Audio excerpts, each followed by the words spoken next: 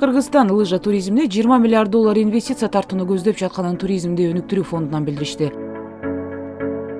Бул өз кезегинде миңдеген жумуш орундарын түзүп, бюджеттин киреше бөлүгүнүн өсүшүн камсыз кылат жана Кыргызстандын аймактагы туристтик борбор катары позициясын бекемдейт.